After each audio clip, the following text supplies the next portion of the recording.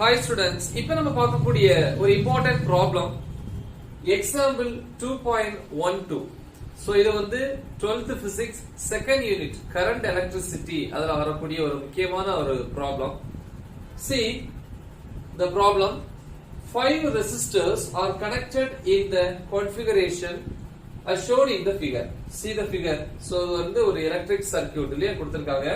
So இதுல வந்து 5 resistors வந்து இந்த ஃபார்மட்ல வந்து கனெக்ட் பண்ணிருக்காங்க. ஓகேவா, ஒரு நெட்வொர்க் ஃபார்ம் அப்படினு சொல்லலாம். See 1 2 3 4 5 resistors.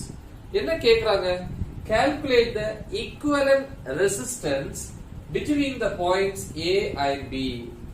Equivalent resistance அப்படினா total resistance or effective சொல்லலாம், இல்ல net resistance அப்படினு சொல்லலாம். இல்லையா, so many terms are there. So அப்ப total resistance கேக்குறாங்க. எதுக்கு இடையில? ஏங்கிற பாயிண்ட்டுக்கும் பிங்கிற பாயிண்ட்டுக்கும் இடையில. சரியா? ஓகே, இப்ப ஃபைனலா வந்து நம்ம ஒரு ரெசிஸ்டரா இத வந்து கன்வெர்ட் பண்ணனும். சரியா? சரி பாப்போம். See இந்த எக்ஸ்டர்னல் ரெசிஸ்டர்ஸ் நம்ம வெளியே கனெக்ட் பண்ணிருக்கோம் இல்லையா? சோ இதோட வேல்யூஸ் எல்லாம் பாருங்க, எல்லாத்தோட வேல்யூஸ்மே 1 ohm. சரி. See the point A, இது B C D. Okay. So இப்போ என்ன பண்றேன் அப்படினா இதுல வந்து ஒரு பேட்டரி ஆர் ஒரு செல் அப்படினு சொல்லலாம் இல்லையா, ஆஃப் EMF psi அப்படினு சொல்லலாம். சோ இதுல இருந்து வரக்கூடியது என்னது? Current I. இப்போ இந்த Iங்கிற கரண்ட் Aங்கிற பாயிண்ட்க்கு வருது. கரெக்ட்டா? சோ இது fully series, there is no change in current. சீரிஸ்ல வந்து கரண்ட் மாறாது, parallelல வந்து கரண்ட் வந்து சேஞ்ச் ஆகும் இல்லையா? சோ அப்ப இந்த இடத்துக்கு வரும்போது அந்த ஜங்ஷன்ல வந்து எத்தனை மீட்டிங் பாயிண்ட் வருது? 3 இல்லையா? 3 டெர்மினல்ஸ் 1 2 3. சோ 2 டெர்மினல்ஸ்க்கு மேல இருந்துச்சுனாலே அது வந்து என்னது? parallel. இது சீரிஸ். செக் பண்ணி பாப்போம். see 1 2. சோ அப்ப இந்த இடத்துல ரெண்டு மீட்டிங் பாயிண்ட் தான் வருது இல்லையா? சோ அதனால இது fully series, ஆனா இங்க parallel. அப்ப parallel என்ன ஆகுது? கரண்ட் வந்து ஸ்ப்ளிட் ஆகுது. இப்ப இங்கேயும் கரண்ட் என்ன ஆகும்? ஸ்ப்ளிட் ஆகும், பட் ஈக்குவலா ஸ்ப்ளிட் ஆகும். ஏன் ஈக்குவலா ஸ்ப்ளிட் ஆகும்? the reason is ரெண்டு ரெசிஸ்டரோட ரெசிஸ்டன்ஸ் வேல்யூ சேம். அப்படினா இதுல ஃப்ளோ ஆகக்கூடிய கரண்டும் இதுல ஃப்ளோ ஆகக்கூடிய கரண்ட் எப்படி இருக்கும்? சேமா இருக்கும் இல்லையா? அப்ப சொல்யூஷன்ல எழுதலாம் through the conductor AC and AD current must be same இல்லையா? எழுதலாம் இல்லையா? through the conductors இதெல்லாம் AC and AD the current must be equal or same. கண்டிப்பா சேமா இருக்கும். ரீசன் ரெண்டுனுடைய வேல்யூ சேம், ரெசிஸ்டர். கரெக்ட்டா? சரி. சோ இப்போ விஷயத்துக்கு வருவோம். அப்ப இதுல வரக்கூடிய கரண்டும் சேம், இங்க வரக்கூடிய கரண்டும் சேம்னா Cங்கிற பாயிண்ட்லயும் Dங்கிற பாயிண்ட்லயும் பொட்டன்ஷியல் எப்படி இருக்கும்? சேமா இருக்கும் இல்லையா? சோ the points இதெல்லாம்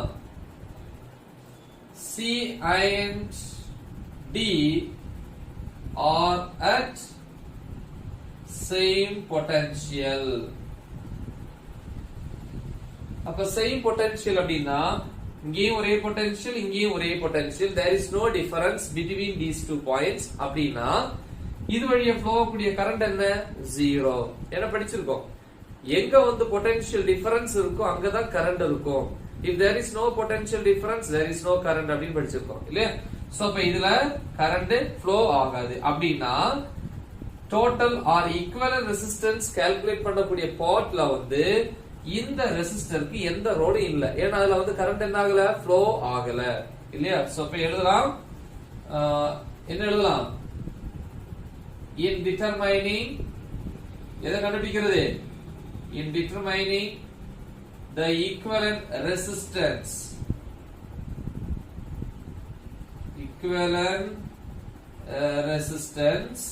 எதுக்கு பார்த்து கிடையாது? இதுக்கு இல்லையா? the resistor 1 ohm has no role. கரெக்ட்டா? சோ அந்த எஃபெக்டிவ் ரெசிஸ்டன்ஸ் கால்குலேட் பண்றதுல இந்த 1 ohm ரெசிஸ்டருக்கு எந்த ரோலும் கிடையாது. ரீசன் இதுல என்ன கிடையாது? என்ன ஃப்ளோ ஆகல? கரண்ட் ஃப்ளோ ஆகல. ஓகே, So reason என்ன bracketல எழுதலாம், there is no flow of current. So அப்ப என்ன பண்ணலாம், அதை ரிமூவ் பண்ணிடலாம். Okay, so the resistor 1 ohm is removed. So அத என்ன பண்ணலாம், ரிமூவ் பண்ணிட்டோம். சரியா? ஓகே, சோ அப்ப இத ரிமூவ் பண்ணிட்டேன்னா சர்க்யூட்டை இன்னும் சிம்பிளிஃபை பண்ணலாம். சோ இது தேவையில்லை, இது நம்ம கொடுக்கல, எக்ஸ்பிளனேஷனுக்காக தான் இந்த பார்ட் நான் என்ன பண்ணேன், டிரா பண்ணேன். சரி, சோ இத சிம்பிளிஃபை பண்ணோம். இத ரிமூவ் பண்ணிட்டேன்னா point C, this is A, ரெண்டு ரெசிஸ்டன்ஸ், கரெக்ட்டா? சோ இப்படி கூட வச்சுக்கலாம், 1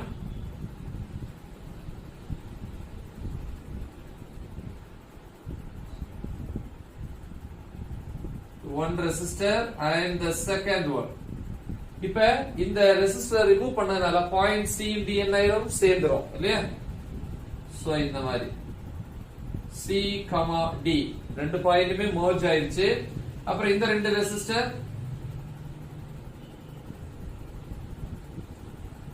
1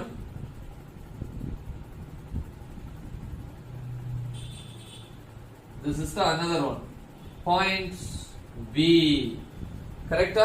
So the values எல்லாம் 1 ohm 1 ohm 1 ohm 1 ohm. சரியா? சோ இப்ப இந்த ரெண்டு எப்படி இருக்கு, ஒண்ணுக்கு ஒண்ணு parallel-ஆ இருக்குயா. இங்க பாருங்க ஜங்ஷன்ல 1 2 3 மீட்டிங் டெர்மினல்ஸ் இருக்கு. அதே மாதிரி இங்கேயும் 1 2 3 4 இல்லையா? சோ அப்ப வந்து இது இதுக்கு, அதாவது இந்த ரெசிஸ்டருக்கு எப்படி இருக்கு, parallel-ஆ இருக்கு. சோ அப்ப இத ரெண்டையும் சேர்த்து ஒண்ணா மாத்திடுவோம். மாத்திரலாம் இல்லையா? அடுத்த ஸ்டெப் எப்படி மாத்தலாம், ஃபார்முலா உங்களுக்கே தெரியும்.